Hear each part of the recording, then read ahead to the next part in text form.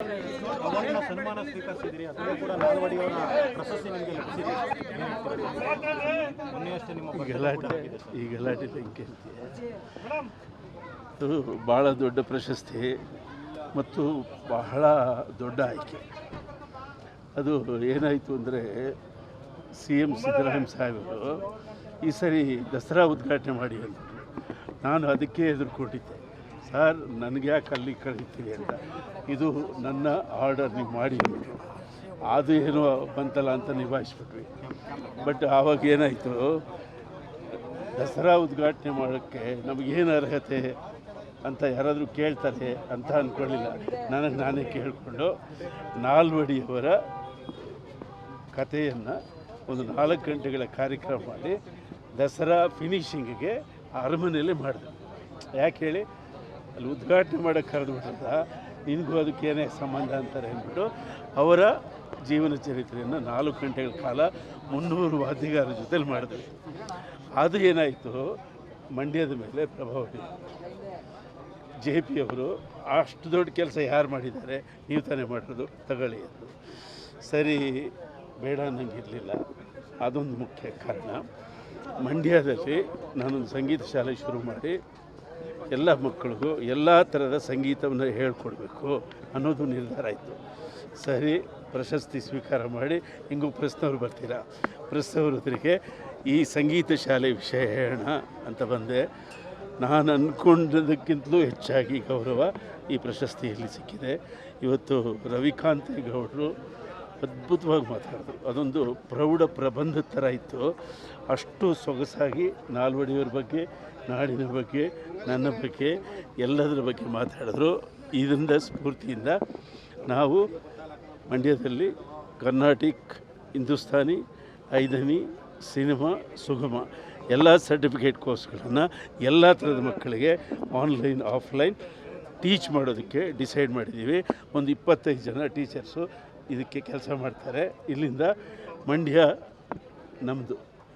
Okay sir, PhD ಬಗ್ಗೆ ಒಂದು ಪ್ರಸ್ತಾಪ ಮಾಡಿದ್ವಿ. ಗಂಗೂಬಾಯಿ ಹಾನಗಲ್ ಯೂನಿವರ್ಸಿಟಿ ಅದೇ ಈಗ 5ನೇ ಸಂಗೀತ ಶಾಸ್ತ್ರ. ಹೌದಾ, ಅವನು ಸ್ವಲ್ಪ ಚೆನ್ನಾಗಿ ಕಾಣಿಸ್ತಾವನೆ, ಅದಕ್ಕೆ ಮಾತಾಡ್ತೀನಿ. 5ನೇ ಸಂಗೀತ ಶಾಸ್ತ್ರ ಅಂದರೆ ಅದು ನಾನು ಆವಿಷ್ಕಾರ ಮಾಡಿದಂಥ ಒಂದು ಹೊಸ ಸಂಗೀತ ಶಾಸ್ತ್ರ. ಅದಕ್ಕೆ 20 ವರ್ಷ ಸಮಯ ಹಿಡಿಸ್ತು. ಬಟ್ ನನ್ನ ಪುಣ್ಯ, ಗಂಗೂಬಾಯಿ ಯೂನಿವರ್ಸಿಟಿಯವರು ನನ್ನ ಕರೆದು ಅದೊಂದು ಥೀಸಿಸ್ ಮಾಡಿ ಅದಕ್ಕೊಂದು ಮಾನ್ಯತೆ ಕೊಟ್ಟಿದ್ದಾರೆ. ಈಗ ಮಾನ್ಯತೆ ಕೊಟ್ಟ ಆ ಶಾಸ್ತ್ರವನ್ನು ಮಂಡ್ಯದಿಂದ ಶುರು ಮಾಡೋದು.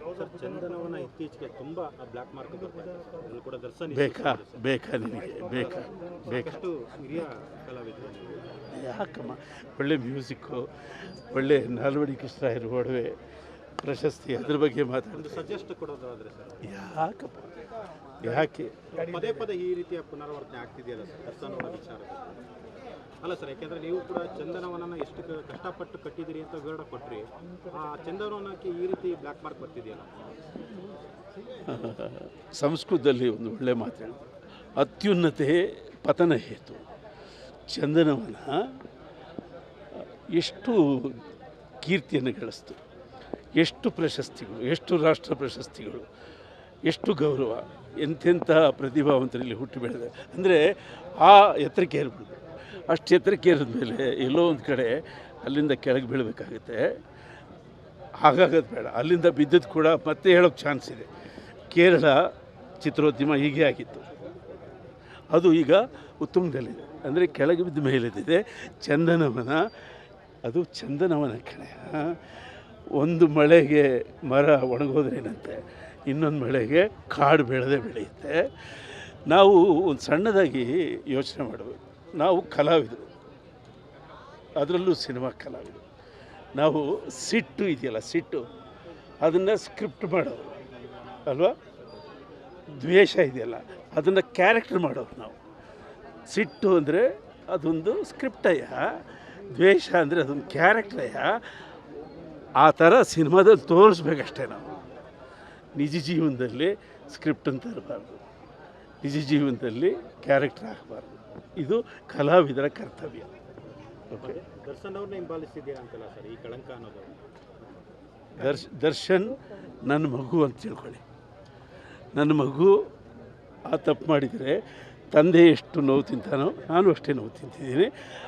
ಆ ಮಗು ಕೂಡ ಅಷ್ಟೇ ನೋವು ತಿಂತಾ ಇರುತ್ತೆ. ನಾವು ಆತ ಕೊಟ್ಟಿರುವ ಕೊಡುಗೆ ಇದೆಯಲ್ಲ, ಆ ಕೊಡುಗೆ ಕಡೆ ನೋಡೋಣ. Okay, thank you. ಕನ್ನಡ ಚಿತ್ರರಂಗದ ಎಕ್ಸ್ಕ್ಲೂಸಿವ್ ಅಪ್ಡೇಟ್ಸ್ಗಾಗಿ ಡೌನ್ಲೋಡ್ ಮಾಡಿ my movie bazaar mobile application Google play store ಮತ್ತು ಆಪ್ ಸ್ಟೋರ್ನಲ್ಲಿ ಲಭ್ಯ.